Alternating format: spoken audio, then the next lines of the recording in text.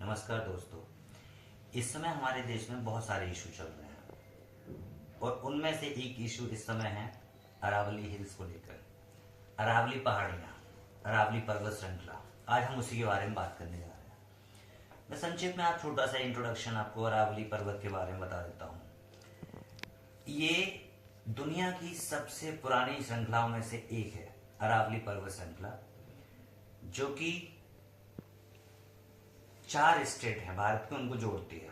एक गुजरात से शुरू होकर गुजरात, राजस्थान, हरियाणा और दिल्ली तक जाती है, जिसकी टोटल लंबाई 650 किलोमीटर से 800 किलोमीटर के लगभग है। जो ये 2 से 2.5 अरब साल पुरानी है, जो कि दुनिया बनने से पहले, इसका मतलब ये, और हिमालय से भी पुरानी है। इसमें सबसे ऊंची चोटी है, उसका नाम है गुरु शिखर, जो राजस्थान के माउंट आबू में स्थित है, जिसकी ऊंचाई 1722 मीटर है। अरावली पर्वत श्रृंखला का जो 80% हिस्सा है वो राजस्थान के अंदर कवर होता है।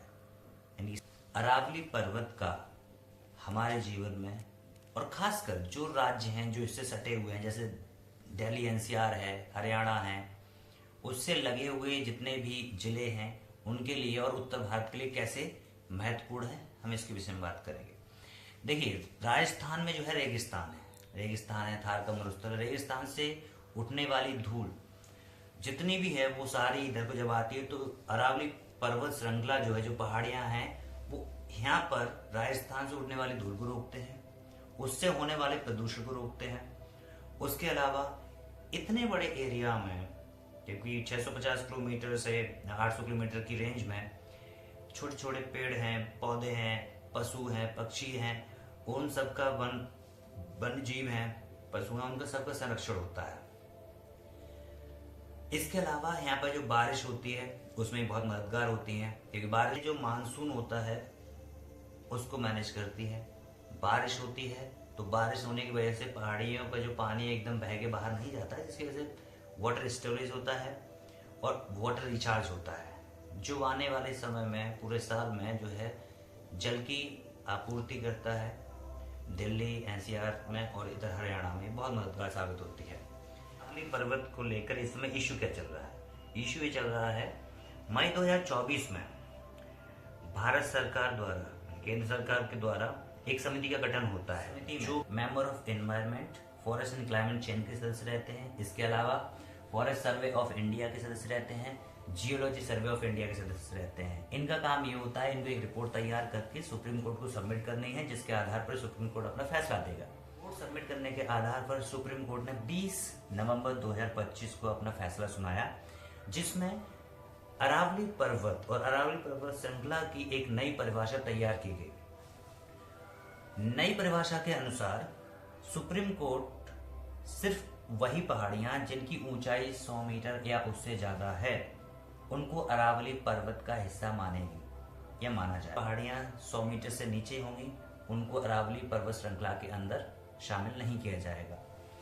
इसके अलावा दूसरा पॉइंट ये है सुप्रीम कोर्ट के डिसीजन का, कि जो पहाड़ियां 2 या 2 से अधिक 500 मीटर के दायरे में आती हैं, वही पहाड़ियां अरावली पर्वत श्रृंखला का हिस्सा होगी, वरना उन पहाड़ियों को भी अरावली पर्वत श्रृंखला का हिस्सा नहीं माना जाएगा। कहा गया है कि अरावली पर्वत श्रृंखला के अंदर लगभग 90% पहाड़ियां ऐसी हैं जो कि 100 मीटर से नीचे हैं। सिर्फ 8 to 10% पहाड़ियां हैं जो 100 मीटर या उससे अधिक हैं। इसका मतलब क्या है? सुप्रीम कोर्ट के हिसाब से अगर चला जाएगा तो जो पहाड़ियां 90% जो पहाड़ियां हैं वो लगभग खत्म हो जाएंगी। होगा क्या उन पहाड़ियों का? क्योंकि सुप्रीम कोर्ट उनको संरक्षण नहीं दे रही है, सुप्रीम कोर्ट उसको पहाड़ी में नहीं काउंट कर रही है, तो जो बाकी 90% पहाड़ियां, वहां पर इलीगल माइनिंग होगी। जो खनन माफिया है वो उनका फायदा उठाएगा। वहां पे पहाड़ काट काट कर पत्थर निकाले जाएंगे, खनिज निकाले जाएंगे, मैदान समतल किया जाएगा, वहां पर कंस्ट्रक्शन होगा, बाद में मॉल बनेंगे, रिजॉर्ट बनेंगे और वहां पर सोसाइटीज बनेंगी। तो ऐसे करके इस समय जनता आक्रोश में है, क्योंकि एक तो एनवायरमेंटल लॉस होगा सारे लोगों का, जितने भी लोग यहाँ आसपास के हैं। उसके अलावा ये लॉस होगा अगर पहाड़ियां नहीं होती हैं, तो एक तो प्रदूषण दिल्ली एनसीआर में जो आसपास के जितने भी सिटीज हैं सब में बढ़ेगा। ग्रेटर नोएडा हो गया, फरीदाबाद, गुड़गांव, दिल्ली। इसके अलावा पहाड़ियाँ नहीं होंगी तो जो वहाँ से जितनी भी गर्मी उठती है वो यहाँ पर दिल्ली एनसीआर में गर्मी का स्तर बहुत ऊंचा कर देगी। असहनीय गर्मी होगी, बारिश में प्रॉब्लम होगी, मानसून की दिक्कत होगी, पानी की कमी हो जाएगी। राजस्थान में गुड़गांव हरियाणा में, इनके आसपास के सारे इलाकों में पानी की समस्या, प्रदूषण की समस्या रहेगी, क्लाइमेट चेंज की प्रॉब्लम रहेगी। जो वन्य जीव हैं उनको असुविधा होगी। उसके अलावा जो राजस्थान से उड़ने वाली जितनी भी गर्म हवाएं हैं वो सीधी जाकर उत्तर भारत पर चोट करेगी। वहां जाकर जितनी भी बर्फ है वो पिघलेगी और वहां से बर्फ पिघलने के बाद वो जब वहां से बाढ़ आएगी वो दिल्ली को तबाह करेगी, दिल्ली पर असर डालेगी, उत्तर प्रदेश पर असर डालेगी, बिहार पर असर डालेगी, बहुत सारे राज्यों में असर डालेगी। तो अगर अभी हम छोटे से शॉर्ट टर्म में देखते हैं तो बहुत छोटी सी ये दिक्कत है। हालांकि मैं आपको बता दूं सुप्रीम कोर्ट का ये फैसला जो है 3 जजेस की एक बेंच थी, जिसमें जो मेन जज थे, जो CGI chief justice of India mister BR Gavai वो थे, बाकी 2 जजेस और थे, उन्होंने ये फैसला लिया था। तो सुप्रीम कोर्ट का भी फैसला जो है जनता इस पे थोड़ा सा ऑब्जेक्शन उठा रही है, क्योंकि वो ये आती है कि जो फैसला आया इसका जिम्मेदार कौन है। तो देखिए मेरे हिसाब से लगता है इसके जिम्मेदार पहला ही तो सरकार है। सरकार को किसी एक बिंदु पर विचार नहीं करना चाहिए, सरकार को पूरी जनता की सोचनी चाहिए और एक छोटे समय के लिए नहीं सोचनी चाहिए, क्योंकि ये पहाड़ियाँ जो हैं एक हमारी धरोहर है और ये अभी से नहीं, हमारे पैदा होने से कई हजारों साल अरबों साल पहले की है। ये नेचुरल चीजें हैं। तो नेचुरल रिसोर्सेज के साथ अगर आप छेड़खानी करेंगे तो आप प्रकृति का रंग रूप पिछले कई सालों से देख रहे हैं। ये किस तरीके से प्रकृति है वो अपना असर दिखाती है, तो सबको बहा के ले जाती है और किसी को किसी काम के लिए लायक नहीं छोड़ती है। और ये हमने देखा है, उत्तराखंड में देखा है, अभी पंजाब में देखा है, बिहार में हम देखते हैं। इतना सब कुछ हम देख रहे हैं, उसके बावजूद भी हम फिर से प्रकृति से छेड़छाड़ करने की कोशिश कर रहे हैं। मेरा सीधा सवाल ये है, सरकार की जिम्मेदारी है कम से कम इन चीजों से छेड़खानी नहीं हो, वरना ये सिर्फ एक दो किसी समाज किसी व्यक्ति विशेष को लेकर नहीं, पूरे समाज का, पूरे देश का लॉस है ये। अगला पॉइंट ये है कि अरावली पर्वत अगर खत्म होता है तो उसका असर किस पर होगा। देखिए सबसे ज्यादा असर जो है मध्यम वर्गीय जितने भी लोग हैं उन पर होगा और मजदूर वर्ग पर होगा, क्योंकि जो लोग बाहर काम करते हैं वो प्रदूषण में काम नहीं कर पाएंगे। दिल्ली में आप अभी देखिए कि प्रदूषण का स्तर क्या है। सरकार काम कर रही है लेकिन सरकार कुछ नहीं कर पा रही, प्रदूषण कम नहीं हो पा रहा। बहुत सारे नियम कर रही है, फिर भी बहुत कुछ है। AQI अभी आप देखिए बहुत चल रहा है, 500, 400, 700, 800 ऐसे। मजदूर वर्ग पर सबसे ज्यादा असर इसलिए पड़ेगा क्योंकि आपने देखा होगा ज्यादातर जो मजदूर वर्ग है वो खुले में काम करता है, खुले वातावरण में काम करता है। कंस्ट्रक्शन जो साइट्स होती है वहां पर काम कर रहा है, खेतों में काम कर रहा है, फैक्ट्रियों में काम कर रहा है। जो लेबर वर्कर होते हैं वो काम कर रहे हैं, जो गिग वर्कर्स होते हैं, जो जोमेटो स्विगी जो डिलीवरी कर रहे हैं वो काम कर रहे हैं, जो वाहन चला रहे हैं वो काम कर रहे हैं। ये सारे पीड़ित होने वाले हैं, इंक्लूडिंग मी। अब वो लोग जो जिनके पास अच्छा खासा पैसा है, भारत अगर रहने लायक नहीं है, वो तो विदेश चले जाएंगे, उनका कुछ नहीं बिगड़ेगा। बहुत सारे लोग चले गए हैं। और जो लोग जो यहाँ पे रह रहे हैं लेकिन उनके पास इतना पैसा नहीं है कि बाहर जाए, जाना नहीं चाहते बट पैसे वाले हैं, तो जैसे कि किसी के पास अभी तो आप, वो तो नॉर्मल इंसान भी अभी AC ले सकता है गर्मी से बचने के लिए, लेकिन जो ज़्यादा पैसे हैं, बड़े आदमी को कोई प्रॉब्लम होने वाली नहीं, पैसे वालों को प्रॉब्लम होने वाली है जो मध्यम वर्गीय परिवार है। कि बड़ा आदमी और प्रॉब्लम होगी, हवा से प्रॉब्लम है तो एयर प्यूरीफायर लगा लेगा, गर्मी है तो AC लगा लेगा, गाड़ी में जाएगा तो AC में रहेगा, ऑफिस जाएगा AC में रहेगा, उसको दिक्कत नहीं है। दिक्कत होने वाली है आम लोगों को, आम जो लोग हैं इनको प्रॉब्लम होने वाली है। तो अगला सवाल ये है कि अब इसको हम क्या कर सकते हैं, कैसे रोका जा सकता है जो क्षति होने वाली है उसको। इसमें 2-3 टॉपिक हैं जिन पे मैं बात करना चाहूँगा जो मुझे लगता है। देखिए मैं एक आम इंसान हूँ, मेरी इतनी पहुँच नहीं है, ना ही मेरी बात का इतना असर होगा सरकार पर या फिर सुप्रीम कोर्ट पर, लेकिन हाँ अगर हम आप सब मिलकर एक आवाज़ बन के उठते हैं तो शायद सरकार हमारी बात को सुने और सुप्रीम कोर्ट इस पर पुनर्विचार करे। अब उसमें 2-3 चीज़ें हैं, सिर्फ मेरे कहने से, आपके मेरे साथ आ जाने से नहीं होगा।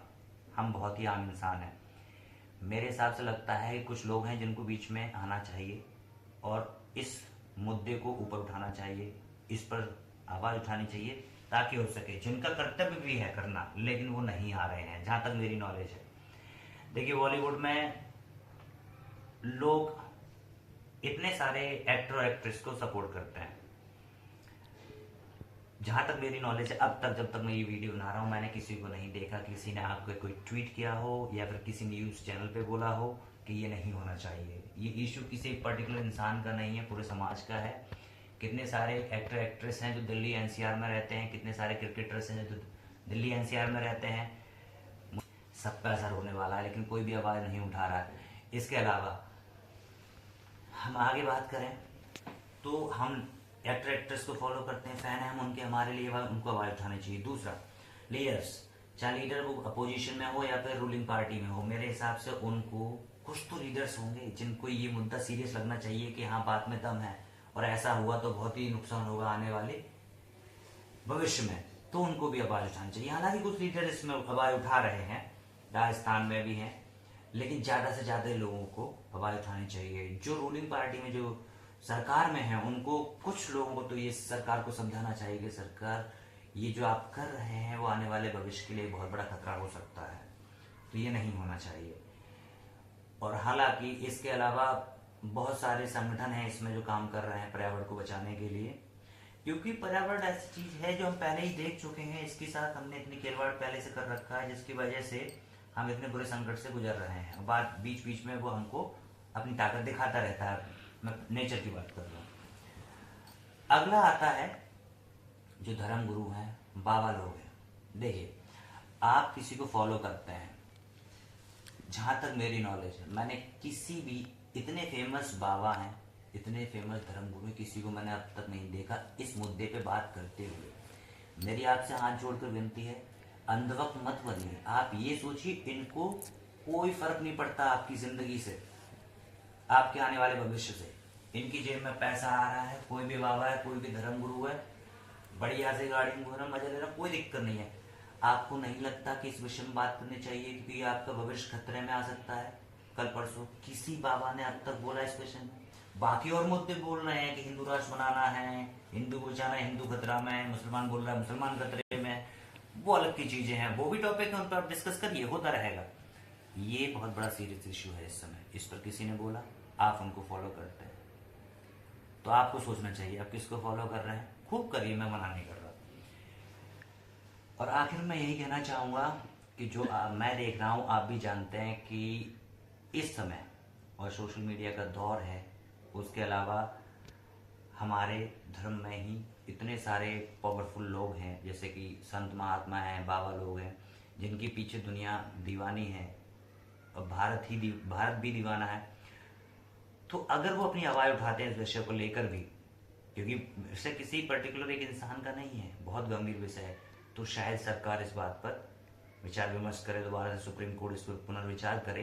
सरकार की अगर नीयत में खोट नहीं है, सरकार की नीयत अच्छी है इस विषय को लेकर, तो सरकार इसको क्लियर करे, स्पष्ट करे, क्योंकि ये स्पष्ट नहीं है। ये जो फैसला है, इसने बहुत सारा कंफ्यूजन क्रिएट कर रखा है लोगों के दिमाग में। तो सरकार कन्विंस नहीं कर पा रही है लोगों के लिए, सरकार फेल हो रही है यहाँ पर। तो सरकार को इसे क्लियर करना चाहिए अगर फैसला सही है, और अगर फैसला नहीं सही है, इसका मतलब जनता बेवकूफ तो नहीं है, जनता इस बात को समझ रही है कि क्या फैसला है, पढ़ी लिखी है जनता। सरकार को एक प्रेस कॉन्फ्रेंस करना चाहिए, रिटर्न में उसको दिखाना चाहिए जनता के लिए, देखो ये है कि हम क्या करने वाले हैं, ये फैसला क्या है, कितना नुकसान आपका होगा नहीं होगा, अगर सरकार की नीयत अच्छी है तो। क्योंकि अगर ऐसे चीजें क्लियर नहीं करना और क्लियर सबको सारे इंस्ट्रक्शंस नहीं बताना, जनता के लिए नहीं दिखाना, सुप्रीम कोर्ट की बातें घूमी घूमी लगना, ठीक है, तो ये सवाल पैदा करते हैं, और सवाल ऐसे पैदा करते हैं कि जिनका आंसर नहीं है, तो वो जनता में क्रोध होता है उस चीज से, जनता संतुष्ट नहीं हो पा रही इस बात से। इसके अलावा देखिए और भी हैं, बहुत सारे इश्यूज हैं। और एक चौंकाने वाली बात यह भी है कि आपको शायद पता नहीं होगा, मैं आपको बता देता हूँ। 20 नवंबर 2025 को फैसला आता है, जिसके चीफ जस्टिस BR गवई थे, और 23 नवंबर 2025 को रिटायर हो जाते हैं। ये खुद में एक सवाल है। अभी तो जो जानकारी प्राप्त हुई उसके हिसाब से मैंने आपके साथ जानकारी साझा कर दी है। आने वाले समय में और भी कोई सूचना मिलती है इस विषय में तो मैं आपके साथ जरूर शेयर करूंगा। तब तक आप अपना ख्याल रखिए। जय हिंद, जय भारत, नमस्कार।